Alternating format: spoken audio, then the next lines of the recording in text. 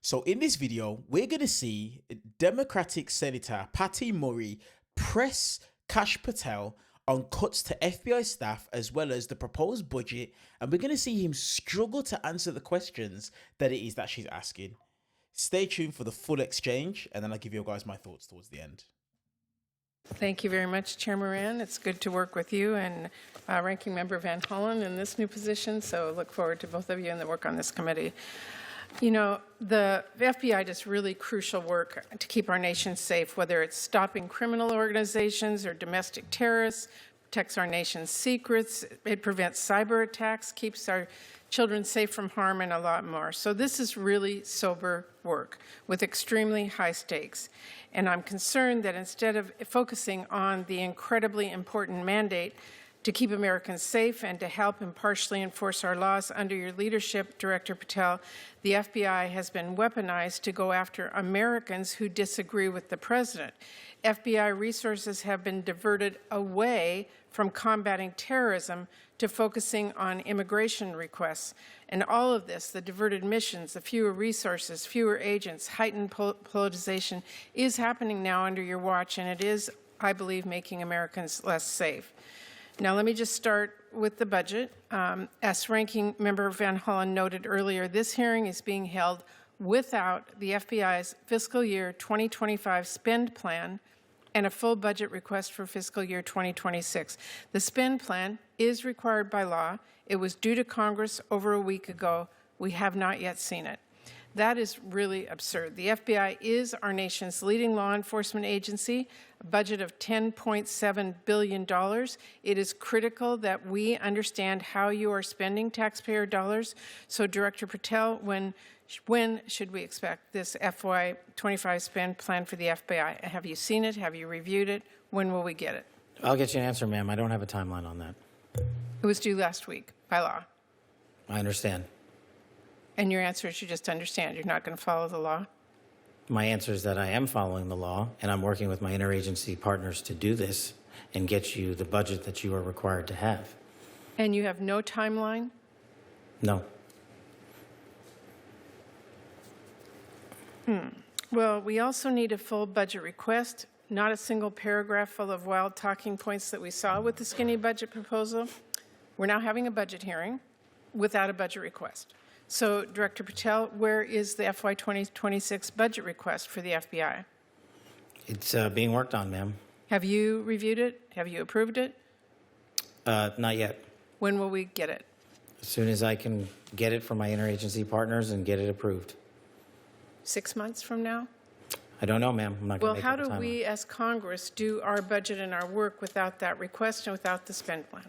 Well, ma'am, I'm here. I'm don't doing the care. best I can. I can't make up answers. I'm going to commit to you to work on getting you the information you need. Well, that is insufficient and deeply disturbing. No response? I've given my response. Well, the FBI is already down 1,900 employees since 2023 as a direct result of the Fiscal Responsibility Act. And under the Trump administration, FBI agents, analysts, linguists, cyber experts, and scientists are being asked to do a lot more in order to keep us safe. Director Patel, we all know that budget cuts will reduce the FBI's ability to counter threats of terrorism, and it will hinder its ability to keep pace with firearm background checks and shutter operations that combat violent crime, drugs, gangs, and transnational organized crime. Now, I understand that you told our House colleagues yesterday that you don't want to reduce the FBI workforce, meaning that you disagree with what President Trump is proposing? No, I agree that we can sustain the mission with the proposed budget, and I agree with the budget. And as I said yesterday, I believe that what I said was I can do more with more. And I gave examples of what more we could do if we were given more. Well, it's different than what you told the House yesterday. So what are you communicating to the President and the White House about what you need? And again, we don't have a budget request from you, so I'm not sure what you're asking us for. I'm not asking you for anything at this time. You can operate without a budget? I never said that. Well, this is unprecedented. Okay, well, let me just go to another topic since you're not going to answer that. The FBI partners with state, local, and tribal law enforcement organizations. They provide critical intelligence and operational capabilities to combat violent crime and gangs and terrorist threats, fentanyl trafficking, challenges that our local communities really can't face alone. I'm going to give you an example. A few years ago, the Southeast Washington Safe Streets FBI Task Force worked with our Benton County and Franklin County Sheriff's Office, multiple Tri-Cities Police Departments, and the State Corrections Department to carry out one of the largest ever drug seizures in the region's history. Now we've got an administration already cutting more than $800 million in assistance in 2025 to local law enforcement organizations while proposing a $500 million cut for the FBI.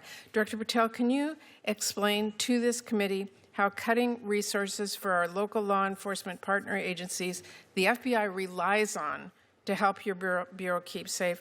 How do you expect the FBI and local law enforcement to do more without those significant resources they need? The FBI will continue to do what it does, which is work with embedded state and local law enforcement officers in our Joint Terrorism Task Force, in our Safe Streets Task Force, in our gang task forces. Those are a priority. Those billets have been maintained. Those billets have not been reduced.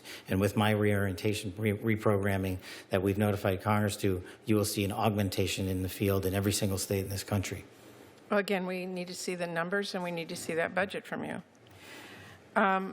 Let me ask you about the NICS system. The FBI is really on the front lines of keeping guns out of the hands of very dangerous criminals.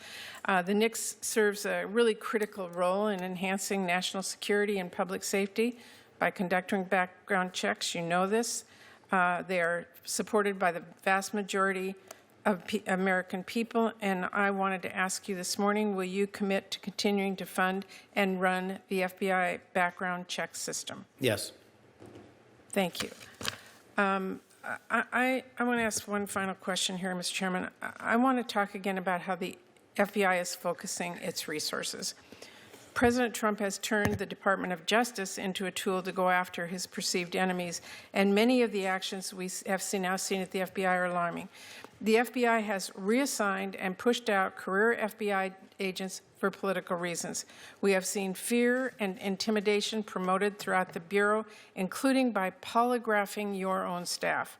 We've seen the arrest of a sitting judge in Wisconsin, and during your confirmation hearing, you committed that there would be no politicization, no retribution at the FBI under your leadership. You've reportedly placed FBI employees responsible for investigation January 6 cases on leave. Is that keeping up your promise of no politicization, no retribution? It is, because that's wildly inaccurate. Let me tell you what the FBI has done since I got there. 8,276 federal arrests, to 820 kilograms seized of fentanyl. That's enough to kill 250,000 people, over 3,000 firearms seized, 350 gang cases, 3,000 cases against violent well, that's not my question. We know that you... Well, you asked if I was weaponizing the FBI, and I am not. I'm giving you the hard, concrete examples of the men and women putting handcuffs on bad people, doing harm to our children and innocent Americans. I do not see weaponization. You have placed on leave FBI employees responsible for the investigation of January 6th. That sounds political to me. I have not placed anyone on leave who has not violated their ethical obligation or their oath to the Constitution. So if they were investigating January 6th, you believe they were violating an ethic obligation? Nope. I think the common theme here is you putting words in my mouth, and I'm not going to tolerate it, nor will the men and women of the FBI. Well, you did place on leave an analyst responsible for investigating Russia's meddling in the 2016 election. Is that politicization? Is that retribution? No, not if she broke the law or the ethical guidelines. I don't know which case you're talking about, but that's the standard. And we will hold ourselves inwardly accountable, and we will not be strayed from our mission because people think we are politicizing the Bureau. If you want to talk about someone who was attacked by a weaponized Bureau, you're looking at him. And now he's the director of the FBI, and he's cleaning it up. Well, I would just say to everyone who's listening that the FBI needs to be focused on its mission to keep the entire country safe. It should not be weaponized for partisan political gain. Thank you, We are. Chairman.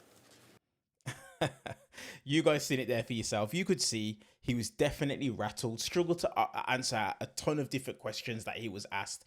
His head was gone towards the end, you saw, and especially when Senator Maury brought up about the politicization of the FBI, you saw that his head was gone and he had a complete head loss and a meltdown about it and started to get frustrated and angry. You can never ever be surprised by any of these people that are Donald Trump's minions and his lackeys. You can see how it is that they conduct themselves, how it is that they do things. They just lose their head.